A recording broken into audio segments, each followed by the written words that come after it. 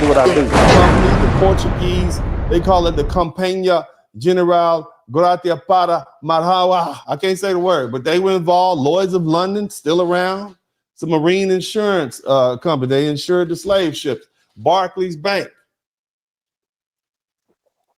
right? They had financial ties to slavery profits. Deutsche Bank, JP Morgan Chase, they all benefited from slavery and the related commerce.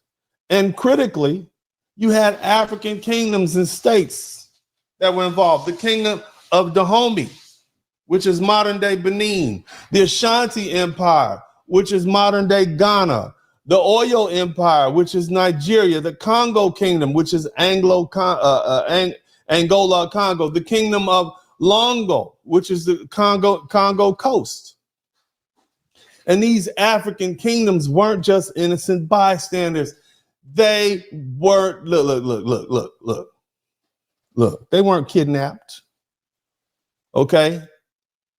They were active participants. They profited by selling their neighbors to European traders. So here's the logic. If we're serious about restorative justice, then we start at the root of the problem. Because if there are no sellers, family, there could have been no buyers. And see, that's not a theory. That's called causation.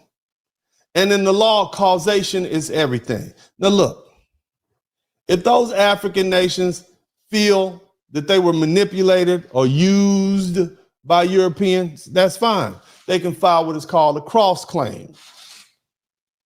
They can file third-party claims. They can file contribution claims against those European banks and shipping companies, whoever they believe shares the fault. That's their business.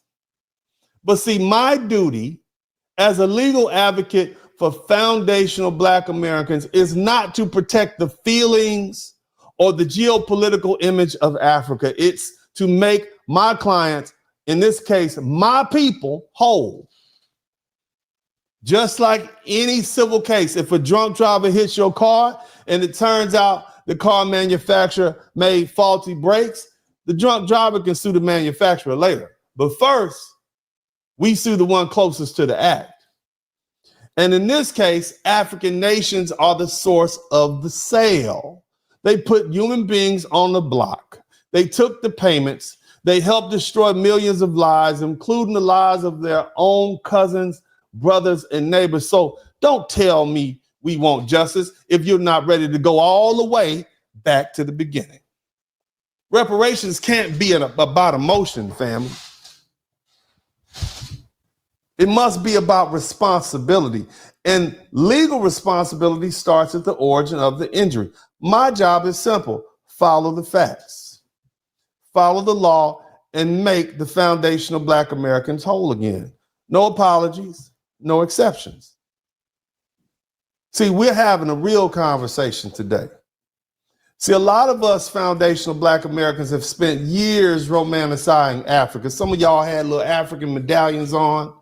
Some of y'all still refer to Africa as the motherland, the homeland. We look at the continent like it's some kind of ancestral utopia.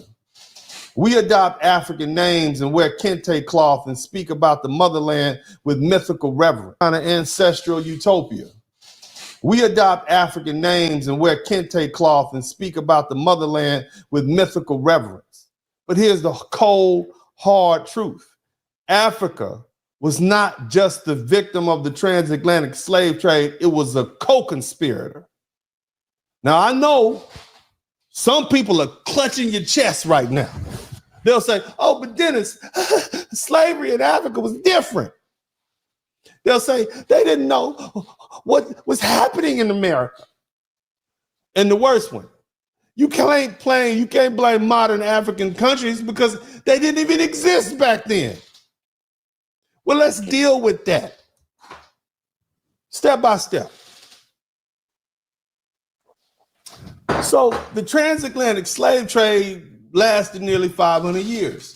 But the sub-Saharan slave trade, where they were taking Africans across the Sahara Desert by Arab traders, that lasted 1,600 years before that. It was 1,600 years it was around. So you mean to tell me, a thinking man, that for over a millennium and a half of selling their own people, these African elites didn't know what they were doing? Let me educate you. There were African slaves who freed themselves, rose to power, and then turned right back around and sold others into slavery. That's not ignorance, that's strategy. That's full participation. These weren't illiterate tribesmen being manipulated by the white man.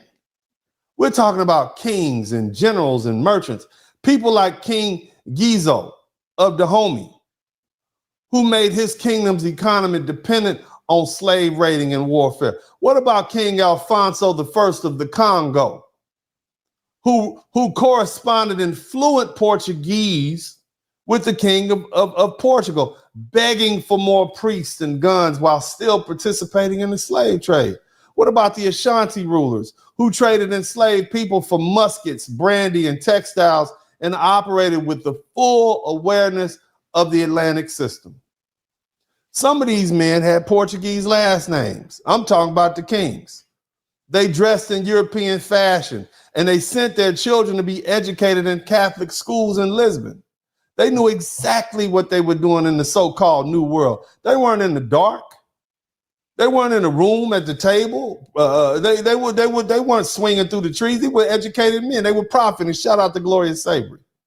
So when modern day apologists say, well, Ghana didn't exist in 1750, they're right, but that doesn't matter. And let me explain why. As an attorney who drafted this law, I'm gonna tell you how the Successor State Liability Acts works. In the foundational Black American Slave Trade Restorative Justice Act of 2025 that I sent to Trump and the 2 Texas senators and all these other intelligent people, and the proposed order, I make it very clear. Modern nations can be held accountable as successor states to the historical kingdoms that committed human rights violations. The law uses language and precedent similar to what's found in cases of Nazi-era restitution or JASTA lawsuits against Saudi Arabia. And it defines an African sovereign as any modern nation that succeeded or inherited the territory, government, wealth, or legacy of a historical regime materially involved in the post-1808 transatlantic slave trade. These successor states benefited economically, politically, and socially from the wealth accumulated through the trafficking of our Black bodies. And many continue to preserve national heritage and monuments and traditions rooted in those same empires. It doesn't matter that Benin wasn't called Dahomey anymore.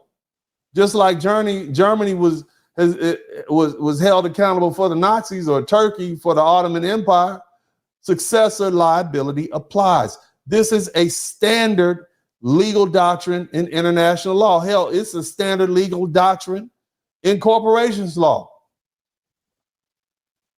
And when you look at Section 6 of the proposed legislation, I explicitly waive sovereign immunity for those nations in cases involving violations of human rights, like slavery and forced labor. So for those saying Ghana didn't exist, understand, the kingdom of Ashanti did. The kingdom of Dahomey did. And today's African nations carry the political, geographic. What's up, what's up, what's up? Welcome to the broadcast. This is Uncle D. People wash their ass in the tub, Kamala Harris. You would tune in to Uncle D. D's Black Man Talk. Pull up, homie, take a seat. Don't be a shadow watcher every day. You learn something, then you earn something. And let them know and drop some money in the plate. It's getting cold, ladies, talking ratchet. There's a king here, grab your coat, zip your jacket. Keep quiet for a second, close your jaw. Attorney Spurling, this ain't pearly, know the law. Talking Constitution, pushing pins when he shooting, give him that. Masculinity, just for the record, sprinkle that. You can keep your cat, gotta cut it. Only cat he rubbing, gotta love it. I call it Molly buddy, gotta vote your interest, voting earns. Presidential, this is for the money that I earn. When you gon' learn, my people, that evil mixed with evil. No matter what you're doing, baby, this ain't equal. Sometimes when you're special, you get hated. The test is for the best, you're damn right, my people made it. Uncle D, Blizzard King, you been served, gotta know this. 9 black men out here know we winning, gotta hold it now. Uncle D, you been served, get your notice. 9 black men out here know we winning, gotta hold it now. Uncle D, you been served, get your notice. 9 black men out here know we winning, gotta hold it now. Uncle D, you been served, get your notice. 9 black men out here know we winning, gotta hold it now. Hey man, I'll do what I do. Somebody need to whip your ass. Get up and whip him, Sweets. Hey, don't be putting the money in my hand all rough. Take your ass out here. You buy you a Flowbee and cut your own damn hair from now on.